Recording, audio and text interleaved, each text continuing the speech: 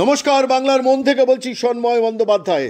আরেক প্রশ্ন সুসংবাদ কেন্দ্রীয় সরকারি কর্মচারীদের, তাদের মহার্ঘ ভাতা বাড়ল। আগে 17% বেড়েছিল, তারপর আবার 11% বাড়ল, অর্থাৎ সব মিলিয়ে 28% মহার্ঘ ভাতা বাড়ল। এবং কেন্দ্রীয় মন্ত্রী অনুরাগ ঠাকুর আজকে ক্যাবিনেট কমিটির মিটিংয়ের পর সেই সিদ্ধান্ত প্রকাশ্যে প্রেসের সামনে, সংবাদ মাধ্যমের সামনে, ভারতবাসীর সামনে ঘোষণা করলেন। অর্থাৎ কেন্দ্রীয় সরকারি কর্মচারীদের কাছে সুসংবাদ। প্রায় 48 লক্ষ কেন্দ্রীয় সরকারি কর্মচারী উপকৃত হলো, যারা চাকরি করছেন। তার সঙ্গে প্রায় 65 লক্ষ কেন্দ্রীয় সরকারি রিটায়ার্ড কর্মচারী, অর্থাৎ অবসরপ্রাপ্ত কর্মচারী, তারাও এই সুযোগ সুবিধার আওতায় এলেন। ভাবুন তো, সেই সময় দাঁড়িয়ে এই পশ্চিমবঙ্গ সরকারের কর্মচারীদের অবস্থাটা কি? মহার্ঘ ভাতা বাড়ার ব্যাপারে যে সিদ্ধান্ত রাজ্য সরকার নিতে পারত, সেটা না নিয়ে খেলামেলা, উৎসবে তারা টাকা খরচ করে যাচ্ছে এখনও, এই মুহূর্তে, করোনাকালেও। আর পাশাপাশি তারা দেখলো পে স্কেল রিভিশনে, পে কমিশনের যে পে কমিশন বসানো হয়েছিল, সেই পে কমিশনকে, পুরনো পে কমিশনের আরও 3 মাস তাদের ডেট এক্সটেন্ড করে অভিরূপ সরকারকে তার মাথায় বসিয়ে রাখা হলো। আপনারা জানেন, সেই অভিরূপ সরকারকে মাথায় বসিয়ে রেখে 3 মাস পে কমিশনটাকে এক্সটেন্ড করা হলো। আপনারা জানেন, ইতিমধ্যে কলকাতা হাইকোর্ট পরিষ্কারভাবে বেশ কিছুদিন আগে রায় দিয়েছিল যে মহার্ঘ ভাতা হচ্ছে মানুষের অধিকার, সরকারি কর্মচারীদের অধিকার, সেটা দয়ার দান নয়। রাজ্য সরকার হাইকোর্টে গিয়ে বলেছিল, আমরা ইচ্ছে হলে দিতে পারি, নাও দিতে পারি, এটা আমাদের মর্জির ওপর নির্ভর করে। হাইকোর্ট সেটাকে নস্যাৎ করে পরিষ্কারভাবে বলে দিয়েছিল, মহার্ঘ ভাতা কিন্তু মানুষের অধিকার, সেটাকে অস্বীকার করা যাবে না। তারপর দীর্ঘ আইনি লড়াইয়ের পর শেষ পর্যন্ত রাজ্য সরকারি কর্মচারীদের কেন্দ্রীয় হারে মহার্ঘ ভাতা দেওয়ার জন্য নির্দিষ্ট ঘোষণা করতে রাজ্য সরকার নির্দেশ দিয়েছিল। পরবর্তীকালে স্যাটে গিয়েছিল, স্যাট সেই সিদ্ধান্ত জানিয়েছিল। তারপর ক্রমাগত আইনি জটিলতার সুযোগ নিয়ে, দীর্ঘসূত্রিতার সুযোগ নিয়ে ক্রমাগত হাইকোর্টে গিয়ে বিলম্বিত করা হচ্ছে। কিন্তু আমরা আজকে গিয়েছিলাম মলয় মুখোপাধ্যায়, যিনি দীর্ঘদিন ধরে রাজ্য সরকারি কর্মচারীদের মহার্ঘ ভাতা, ডিএনএস অ্যালাউন্স নিয়ে আইনি লড়াইটা হাইকোর্টে লড়ছেন। ইতিমধ্যে রিটায়ার করে গেছেন, কিন্তু লড়াই ছাড়েননি। সেই মলয় মুখোপাধ্যায় কী বললেন সেটা শোনাবো, কিন্তু তার আগে কয়েকটা মৌলিক প্রশ্ন বাংলার মনের দর্শকদের সামনে রাখছি। ভাবুন তো, পাশাপাশি আপনি রাজ্য সরকারি কর্মচারী, আপনার পাশের বাড়িতে কেন্দ্রীয় সরকারি কর্মচারী বাস করেন, আপনি চোখের সামনে দেখছেন তার 17%, তারপরে 11%, 28% ডিএনএস অ্যালাউন্স বেড়ে গেল, এবং 1 জুলাই থেকে সেটাকে এফেক্ট করার নির্দেশ দিয়ে দিলেন কেন্দ্রীয় সরকার।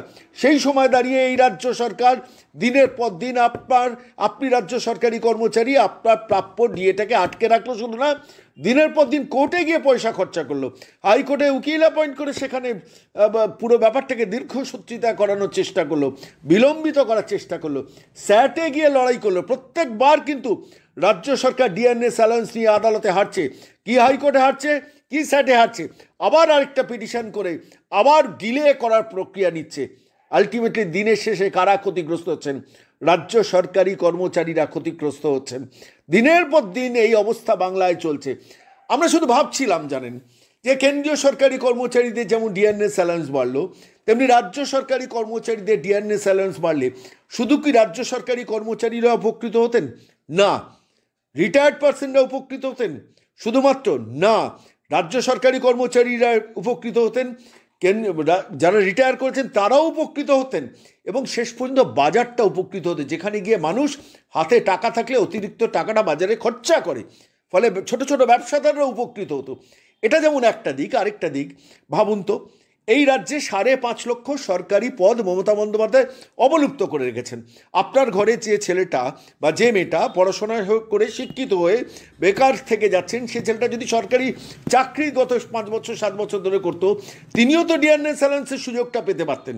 কিংবা ধরুন পার্ট টাইম শিক্ষক যারা 2000 টাকা মাইনেতে মাস্টার ডিগ্রি করার পর 15 বছর ধরে চাকরি করছেন, তারা স্কুলে শিক্ষকতার চাকরিটা পেলে যে 87,000 স্কুল শিক্ষকের পদ এ রাজ্যে ভ্যাকেন্ট করে রাখা হয়েছে, সেই মানুষটাও তো উপকৃত হতে পারতেন।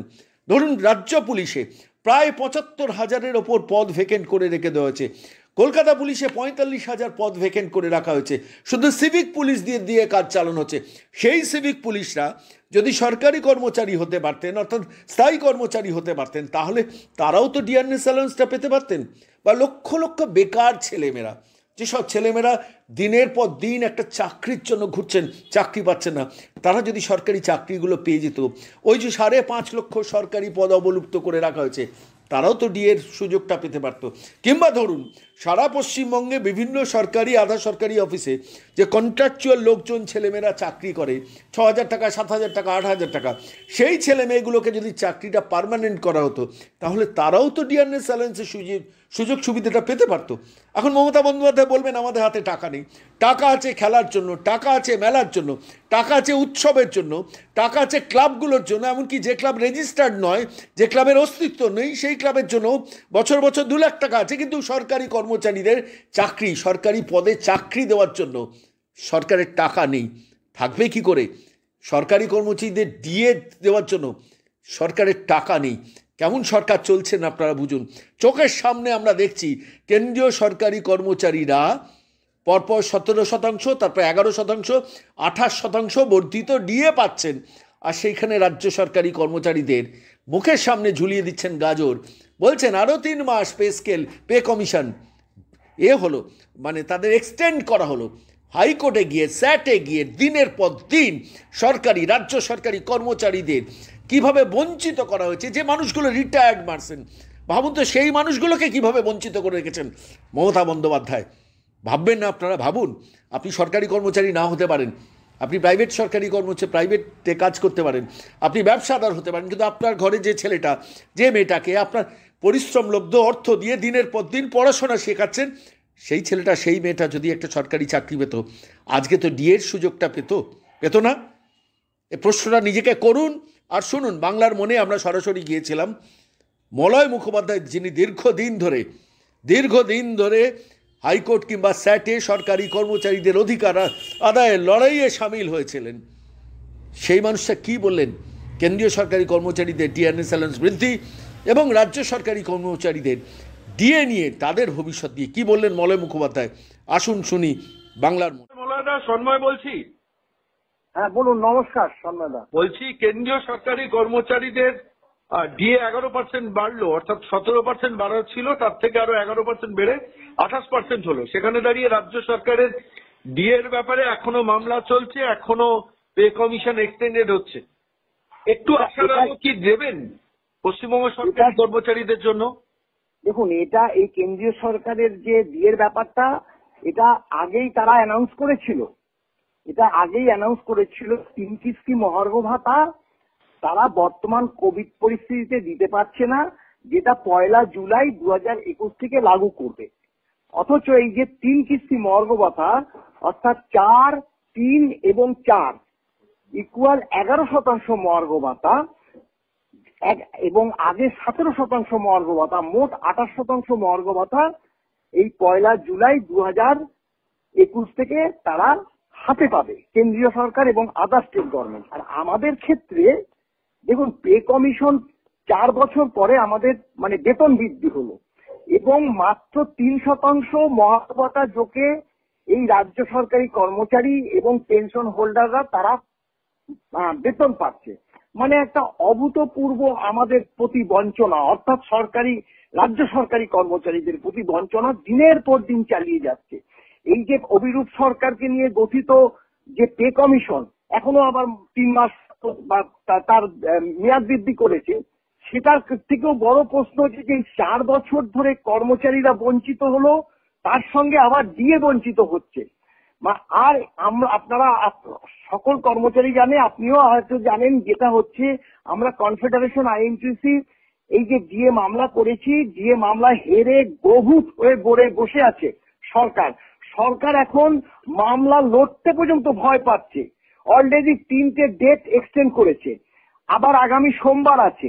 এইভাবে ডিলেট করে যাচ্ছে, কিন্তু কর্মচারীরা যে দিয়ে দিতে হবে সে কথা হাইকোর্ট পরবর্তী ট্রাইব্যুনালও বলে দিয়েছে। মানে কিছু বলার নেই। অর্থাৎ কর্মচারীরা বঞ্চিত রাজ্য সরকারি কর্মচারী এবং যে অবসরপ্রাপ্ত কর্মচারী, তারা মারাত্মকভাবে বঞ্চনার শিকার হচ্ছে। আপনি আমাকে একটা কথা বলুন, রিটায়ার্ড পার্সন যারা রাজ্য সরকারি কর্মচারী হিসেবে রিটায়ার করে গেছেন তারা কি আদৌ বর্ধিত ডিএ বা মহার্ঘ ভাতা পাবে কোনো সময়? আদৌ কি সম্ভাবনা আছে? না, দেখুন, ব্যাপারটা হলো রাজ্য সরকারি কর্মচারীরা যেভাবে মহার্ঘ ভাতা পায়, অবসরপ্রাপ্ত সরকারি কর্মচারীরাও ঠিক সেইভাবেই মহার্ঘ ভাতাটা পায়। আমাদের ক্ষেত্রে মহার্ঘ ভাতা বলা হয়, মহার্ঘ ভাতা রিলিফ বলা হয়, ডিআরএস রিলিফ এবং ডিআরএস অ্যালাউন্স, ডিআরএস রিলিফ, কিন্তু শুধুমাত্র বেসিকটা কম বলে অবসরপ্রাপ্ত কর্মচারীদের মানে রিলিফটা কম হয়। এছাড়া একই ব্যাপার, অর্থাৎ ডিএ বাড়লে পরে সেটা কিন্তু অবসরপ্রাপ্ত কর্মচারীরাও কিন্তু লাভের মুখ দেখে। অর্থাৎ রাজ্য সরকারি কর্মচারীদের যেভাবে ডিএ হয়, ডিআরএস রিলিফটা সরকারি অবসরপ্রাপ্ত সরকারি কর্মচারীদের সেভাবেই হয়। অতএব মানে যদি ডিএ না বাড়ে রিলিফও বাড়বে না, অর্থাৎ ডিএ এর ক্ষেত্রে বাড়লে পরে রিলিফ বাড়ে। এটাই হচ্ছে সাধারণভাবে নিয়ম এবং প্রত্যেক সময় এটা চালু হয়েছে। কিন্তু ডিএই তো বাড়ছে না।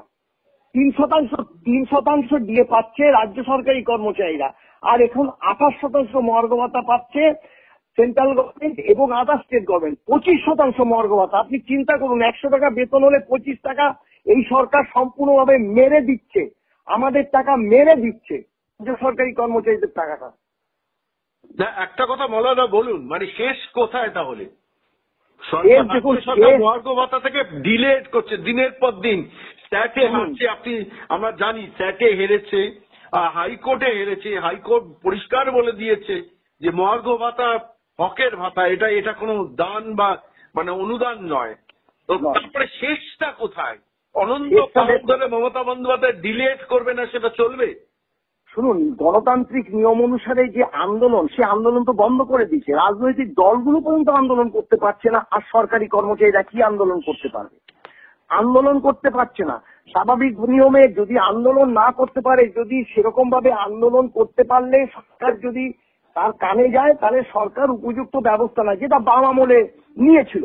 আমরা স্বীকার করছি, প্রচুর পরিমাণে আমরা আন্দোলন করছি, গণতান্ত্রিক নিয়ম অনুসারে আন্দোলন করছি, মহাকরণের অভ্যন্তরে আন্দোলন করছি।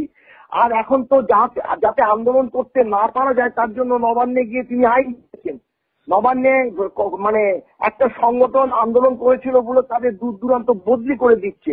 এই যে প্রতিহিংসামূলক আচরণ এই করেই যাচ্ছে রাজ্য সরকার। একটা কথা মৌলানা বলুন তো, যে মমতা বন্দ্যোপাধ্যায় পরিষ্কার ভাবে বলে দিন না যে মহার্ঘ ভাতাটা দেব না। শুধু শুধু আইনি প্রক্রিয়ায় গিয়ে দীর্ঘদিন ধরে যেমন আপনাদের সময় নষ্ট হচ্ছে, অর্থ নষ্ট হচ্ছে, সরকারেরও তো অর্থ নষ্ট হচ্ছে।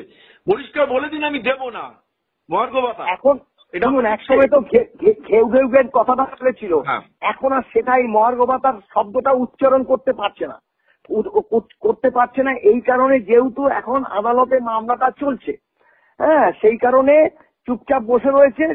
একটা 3% মহার্ঘ ভাতা নূতন বেতন কমিশনে 1 বছর পরে 2021 পয়লা জানুয়ারি থেকে আরম্ভ করেছে। কিন্তু 25% মহার্ঘ ভাতা, হ্যাঁ, সেটা বলুক যে আমি দেব না।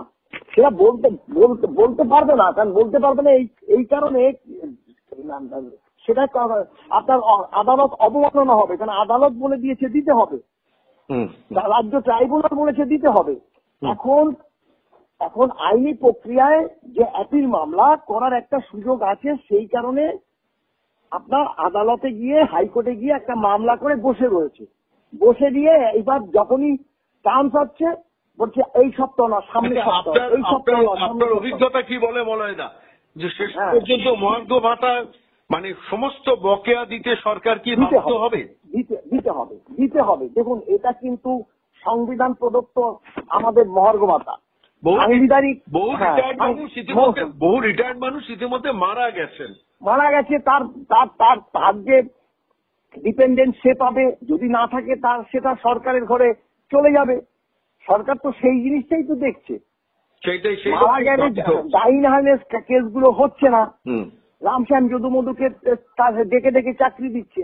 কিন্তু যে পোষ্য যারা মৃত মানে কর্ম অবস্থায় মারা যাচ্ছে, তাদের যে পোষ্যদের চাকরি হচ্ছে না, দিনের পর দিন পড়ে রয়েছে। তবে হ্যাঁ, মহার্ঘ ভাতাটা দিতেই হবে, আজ না হোক কাল দিতেই হবে, সেটা আইনি বলে।